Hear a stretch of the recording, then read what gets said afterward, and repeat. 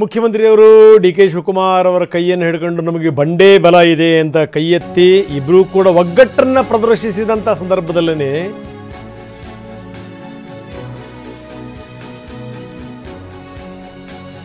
ಇಂಥ ಹೇಳಿಕೆಗಳು ಏನು ಕೈ ಹಿಡ್ಕೊಂಡಿದ್ದೇನೆ, ಒಗ್ಗಟ್ಟು ಪ್ರದರ್ಶನ ಮಾಡಿದ್ದೇನೆ.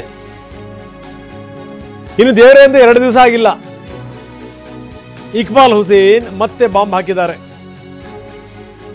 ಯಾಕೆ ಡಿ.ಕೆ. ಶಿವಕುಮಾರ್ ಅವರಿಗೆ ಅವಕಾಶ ಕೊಡಬೇಕು? ಉದ್ದನೆಯ ಪಟ್ಟಿ ಕೊಟ್ಟಿದ್ದಾರೆ.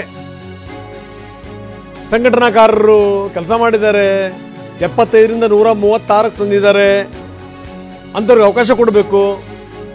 ಜೊತೆಗೆ ಇಷ್ಟು ಮಾತ್ರ ಅಲ್ಲ, ರಾಜಣ್ಣವರ ಕ್ರಾಂತಿಯ ಬಗ್ಗೆನೂ ಕೂಡ ಇಕ್ಬಾಲ್ ಹುಸೇನ್ ಇಂಡೈರೆಕ್ಟ್ ಮಾತಾಡಿದ್ದಾರೆ. ಕ್ರಾಂತಿ ಅಂದ್ರೆ ಏನು?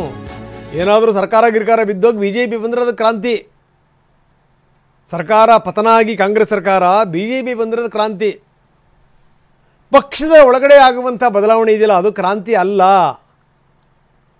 ಇದು ಇಕ್ಬಾಲ್ ಹುಸೇನ್ ಅವರ ಮಾತು. ಯಾರು ಏನೇ ಹೇಳ್ಕೊಳ್ಳಿ, ಇದು ಕ್ರಾಂತಿ ಅಲ್ಲ, ಇದು ಒಂದು ಬದಲಾವಣೆ. ಇದು ಬೇರೆಯವ್ರಿಗೆ ಅವಕಾಶ, ಒಬ್ಬ ಸಂಘಟನೆಗಾರ, ಒಬ್ಬ ಹೋರಾಟಗಾರನಿಗೆ ಒಂದು ಕೊಡುವಂಥ ಒಂದು ಅವಕಾಶ ಅಷ್ಟೇ, ಬೇರೆ ಏನಿಲ್ಲ. ಇಲ್ಲಿ ಬೇರೆ ಪಕ್ಷ ಕಾಂಗ್ರೆಸ್ ಕೆಳಗಡೆ ಬಿದ್ದೋಗಿ ಬಿ ಜೆ ಪಿ ಬಂದರೆ ಕ್ರಾಂತಿ ಅಂತ ಹೇಳ್ತೀವಿ, ಅಥವಾ ಬಿ ಜೆ ಪಿ ಕೆಳಗಡೆ ಬಿದ್ದು ಕಾಂಗ್ರೆಸ್ ಅಧಿಕಾರಕ್ಕೆ ಬಂದರೆ ಕ್ರಾಂತಿ ಅಂತ ಹೇಳ್ತೀವಿ. ಇದು ಕ್ರಾಂತಿ ಅಲ್ಲ, ಒಂದು ಬದಲಾವಣೆ ಅಷ್ಟೇ. ನಮ್ಮ ಪಕ್ಷದಲ್ಲಿ ನಾವೇನೇ ಒಬ್ರಿಗೊಬ್ರು ಅನ್ಯನ್ಯವಾಗಿ ನಾವು ಅವಕಾಶ ಮಾಡಿಕೊಡುವಂಥದ್ದು. ಇದರಲ್ಲೇನು ಕ್ರಾಂತಿ ಮತ್ತೊಂದು ಏನೂ ಇಲ್ಲ ಅಂತ ನಾನಂತೂ ಅಂದ್ಕೊಂಡಿದ್ದೀನಿ. ಯಾರು ಏನೇ ಹೇಳ್ಕೊಳ್ಳಿ, ಇದು ಕ್ರಾಂತಿ ಅಲ್ಲ, ಇದು ಒಂದು ಬದಲಾವಣೆ.